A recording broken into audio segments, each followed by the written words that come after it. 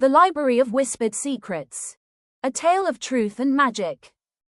Our hero, MIA, 7, bright eyes, messy hair, patched overalls, sits on a boring grey stone step in her grey, quiet village.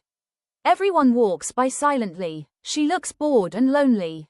Other children are playing the whispering game, telling cool, exaggerated lies about how far they can jump. They won't let MIA join in because she only tells boring truths like, "I ate an apple." MIA feels left out. MIA walks away to the edge of the woods. An old woman, rumored to be a witch but actually just wise, is tending her herb garden. She whispers to MIA, "The truth isn't boring, child. It's the strongest magic there is. If you want to know what it feels like to be special, find the Library of Whispered Secrets." MIA is determined. She packs a tiny bag, the silver seed is inside, and enters the woods. There are no signs, but the forest feels alive. Roots seem to shift slightly. The air smells like old paper and honey. The forest is full of wonders that are almost stories. She passes mushrooms shaped like teacups and a brook where the water hums a soft tune. She follows the music. The humming brook grows louder. MIA arrives at a small waterfall, and the mist seems to form shifting shapes. A jumping fish, a soaring bird, all silent but telling stories. The path leads behind the falls. Behind the waterfall, the path opens into a hidden clearing. In the center is a magnificent, impossible structure. A library built entirely into the heart of a massive, twisted oak tree, wrapped in ivy and covered in glowing runes. MIA approaches the main doors. They are solid oak, adorned with a large, golden keyhole shaped like a silent mouth. There is no handle. The doors whisper, "The truth will set you in." MIA, nervous, thinks she must impress the doors. She tells her best lie, "I rode a dragon to get here." A giant, fiery dragon. The doors do not budge. A puff of dusty smoke emerges from the keyhole, blowing her hair back. The whisper says, "The archives know your heart, little storyteller." MIA sits outside the doors. She is confused. She told a great story. She tries again. "I can run faster than the wind." The doors emit a disappointed, creaking sigh and the windows dim. MIA feels defeated. Maybe she isn't special. She starts to walk away. She thinks about why she really came. Because she wanted friends, because she felt plain, because she felt small. She turns back to the silent doors. She whispers her truth. MIA looks up at the carved mouth. "I'm not brave. I lied about the dragon. I feel very small in my village, and I wish I knew what made me special." The library reacts. The entire tree shimmers with a sudden, warm, golden pulse. The golden mouth smiles. The doors creak open, and a gentle breeze, smelling of vanilla and old paper, pulls her inside. The library is vast, far bigger inside than outside. Endless spiral staircases, balconies of glowing glass, and floor-to-ceiling shelves packed with books that are vibrating with energy. Thousands of paper lantern lights float in the air. A short, kindly being appears. This is Dewey, looks like a squirrel made of moss and old velvet. Dewey is carrying a tiny satchel. "Welcome, MIA. We've been expecting a brave truth teller." "Expecting me?" MIA asks. "The doors only open for the truly strong," Dewey says. He leads her down a glowing aisle. They stop at a section. All the books are glowing with soft white light. MIA is curious. She reaches out, but Dewey stops her. "Not yet. These are other people's stories. They are only whispers to us until the owner arrives." Dewey leads her to a pedestal. On it sits a single, beautiful book bound in smooth, brown leather, empty of any markings. The pages are thick and cream-colored. "This one," Dewey whispers, "is yours." MIA opens the book. The pages are blank. "How do I read it?" "You don't," Dewey says. "You tell it, but you can only tell it the things you know are absolutely true about your heart.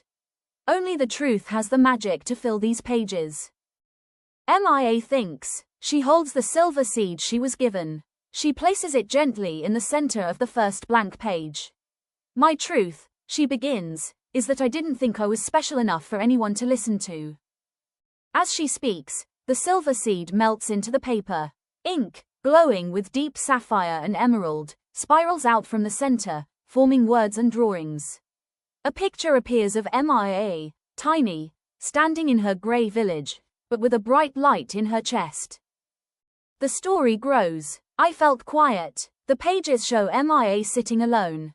But I realized I was quiet so I could listen. A new image shows Mia noticing a bird and a blooming flower that the laughing children had missed. The library lights flare brightly. Mia smiles, feeling a warm energy fill her. Dewey is beaming. The truth is magic, Mia. Most people spend their lives telling the stories they think others want to hear, and they lose their own voice. You found yours. The empty book is now a beautiful, glowing artifact. Dewey hands her a tiny, brass key. It doesn't open a door, but her own book. Now your story is safe. Whenever you need to remember how special you are, you just have to look inside. Mia hugs the warm, finished book to her chest. Mia exits the library tree.